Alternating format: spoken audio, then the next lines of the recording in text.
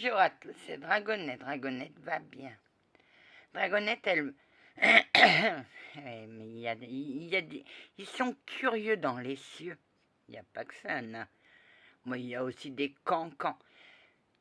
Anna, oui, Chevalier Lion, quelle est ta relation avec Monsieur l'Archange supérieur Jean? Bah, on connaît le début.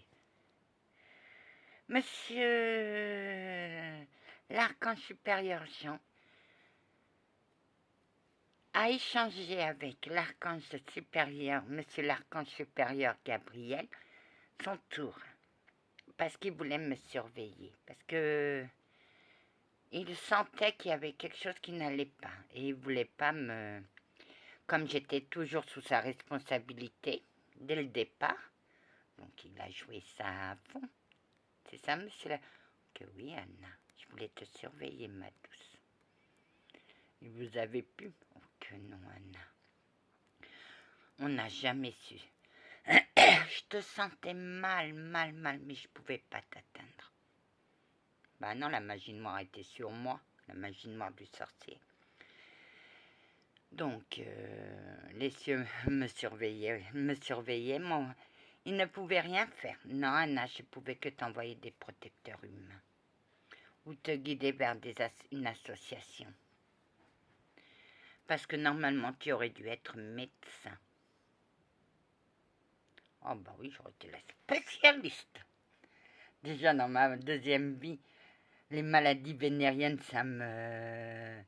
j'aimais bien connaître. Alors quand le capitaine m'a fait mon cours de maladies vénériennes, j'ai adoré.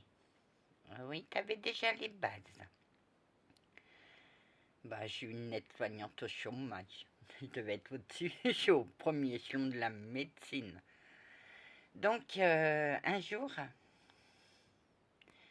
j'ai eu un problème, un gros problème. J'arrivais pas à évacuer ma douleur. Et ma grand-mère, qui était revenue vers moi, grâce à une personne, à une humaine, elle a contacté cette humaine, qui elle m'a contacté.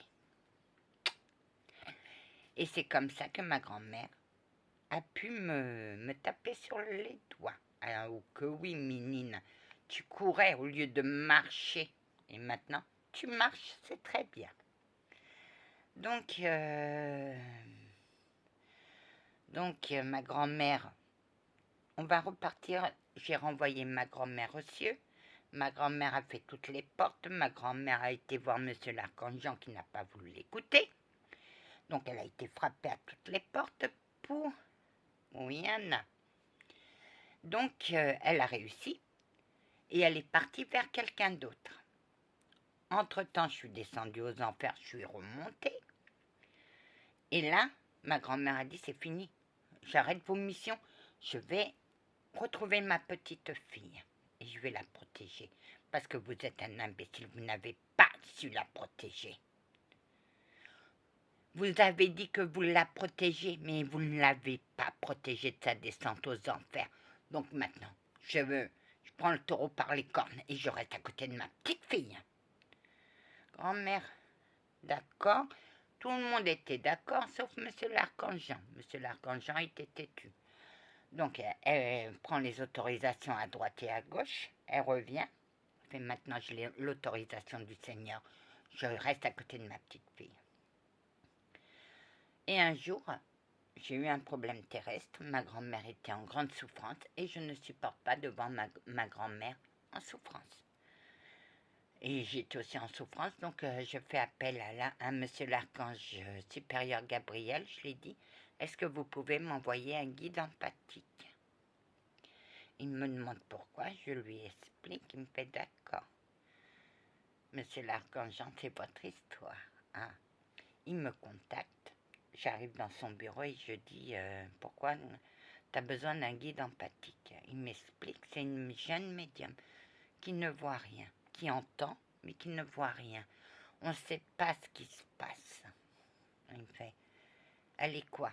Elle est empathique, médium et passeur d'âme. D'accord. Donc, elle revient à Saint-Antoine. Donc, il fait, je la connais.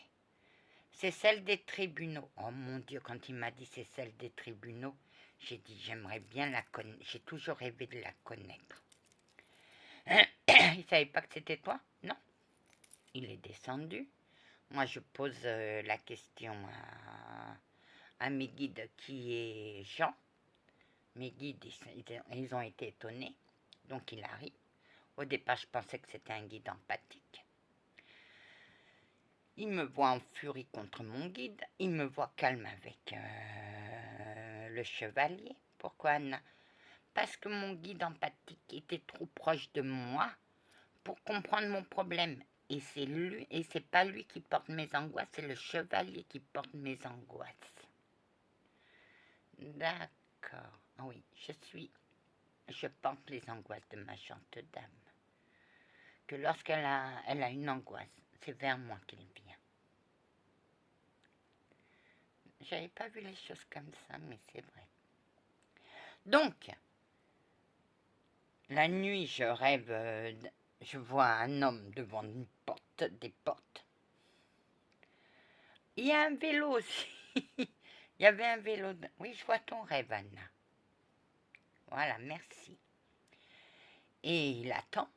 Moi, dès que les portes s'ouvrent, je cours dans l'ascenseur et je me cache dans un coin. Elle me fuyait. Elle était en train de me fuir. Pourquoi, Anna? Parce que ma trappe m'avait dit qu'il était... on m'a dit fais confiance à ta trappe. J'ai fait confiance à ma trappe. Ma trappe m'a dit qu'il était trop dangereux pour moi, qu'il était dangereux pour moi. Donc moi, le danger, je fuis. Mais oui, c'est sa trappe qui l'a mise en erreur. Donc je fuis. Mais je reste toujours en contact avec lui parce que je me sentais attirée par lui. Il faisait l'appel. Que oui, machin. Oh, que oui, madame. Donc, on commence à parler. Je fais ma vaisselle. Je ferme les yeux et tout d'un coup, je vois mon phare qui était dans la nuit, dans la lumière. Et je lui... Oh, la joie. Ah oui, elle m'a remercié, mais incroyable. Après, moi, je répare quelque chose, mon guide, il fait, elle a peur de rien, je touche à l'électricité comme ça. Elle a peur de rien. Et j'ai dit quelque chose qui a fait baisser ma garde. Et c'est là que j'ai vu qu'il y avait un problème. J'ai vu les barrières et j'ai vu ma porte. T'as vu ta porte, Anna? Oui, elle était là. Mais après, elle a disparu. Oui, parce que sinon, elle allait se focaliser sur la porte. Et je ne voulais pas, je voulais voir le problème. J'ai vu le problème. Et elle, moi je pensais que c'était lui, à lui de fermer la trappe. Donc j'ai laissé. Elle a commencé à m'énerver. Elle voulait faire déplacer le juge Ézéchiel. Moi j'ai dit, si tu fais déplacer le juge Ézéchiel, ma parole d'honneur, je t'en fous, hein.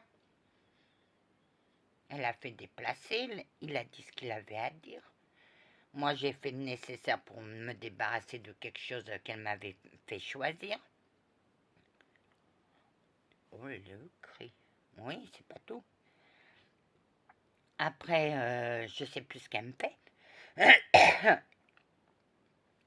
Et elle me dit, de toute manière, t'es faible. Je lui dis, et là, je suis sortie de mes gonds. C'est elle qui a attaqué sa tour, hein. Depuis le temps que je voulais la mettre à terre, sa tourelle. Et j'ai dit au pré-chevalier, prêtez-moi vos catapultes. On va balancer ce que j'ai en réserve. Non, c'était pas des exercices, c'était pas des grenades d'exercice, c'était des vraies grenades. Entre-temps, je dis à monsieur l'archange que j'aimerais bien faire le tour de ma cape pour exorciser ma peur. Mais pour me faire entrer dans la cape, il a fallu 5 personnes m'ont bloqué. 5! Ah que oui. Oui, parce qu'elle fuyait. C'était sa terreur de petite fille. Elle avait gardé sa terreur. Et à un certain moment, Je lui ai dit, on va te bloquer. Parce que je me tournais et je la voyais plus. Donc, on me bloque. J'ai été encouragée, j'ai eu des ondes positives. Et à un certain moment, je suis partie avec mon guide. Et à un certain moment, il me fait « T'es où, Anna ?» Je suis derrière la chaudière. Cette cave me faisait peur. Donc, j'avais fait un pas. À un certain moment, j'ai dit, elle va fermer son clapet. Oui. Et il m'a dit, il est allé lui balancer une grenade. Oh, les grenades pleuvaient, les insultes pleuvaient entre moi et elle. Et jusqu'à un certain moment où là, on a abattu les murs et je lui ai foutu un coup dans l'estomac qu'elle est allée atterrir dans sa trappe. Donc, on reconstruit une tourelle. Donc, tout va bien. Mais entre-temps, moi, je guéris quelqu'un. Ok, oui, Anata, je le guéris parce qu'il ne pouvait pas passer à autre chose et moi, je voulais qu'il passe à autre chose. Le plus souvent, c'est la violence de leur mort. Oh oui, Anna, et t'en as guéri plein sur leur mort. Ok, oui. Anna, t'en as guéri des chevaliers. Ok, oui. Ils ne comprenaient pas pourquoi l'Église les avait abandonnés. L'Église était des vendus. Je sais très bien qu'il y a des chevaliers templiers qui ont pris la religion aussi musulmane. Et ça t'a pas posé de problème? Ben non, on n'a qu'un seul Dieu, on n'a qu'un seul Père. Les religions, c'est les humains. Tu prends l'humain comme il vient. Après, monsieur l'archange Jean, donc, fait venir du monde. Et il me fait venir l'archange supérieur du temps pour remonter dans ma vision, pour me déclencher ma vision. Elle a souffert 2 fois, elle a souffert plus d'une fois. Mais je vois pas les gamins comme ils étaient. Pour moi, je les vois en humain. Je peux pas, parce qu'à chaque pourquoi Anna? Parce qu'à chaque fois que si je vois les enfants dans l'état où je les ai récupérés, je verrai toujours l'état et non pas ce qu'ils sont devenus grâce aux chevaliers templiers. Et voilà comment monsieur l'archange Jean s'est retrouvé avec une têtue, une bourrue et une bornée. Mais quelle combattante! Oui, Anna, tu as levé les armes contre moi.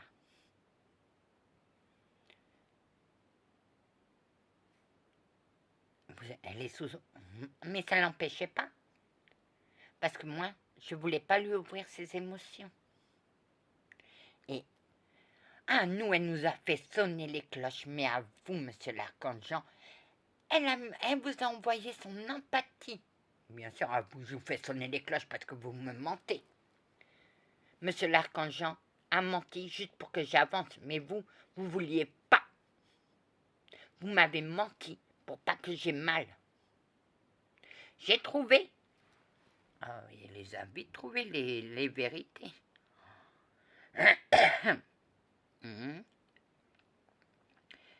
C'est une combattante dans l'âme, Anna. Elle est protectrice dans l'âme, mais c'est une combattante hors pair. Elle se laisse pas faire. Non, mais là, elle va mettre son plan à exécution. Et elle m'a dit, repartir à zéro, ça lui a jamais fait peur. Elle a recommencé plusieurs fois à zéro. Et que oui. Et quand il était question de... Ah, la suite au prochain épisode.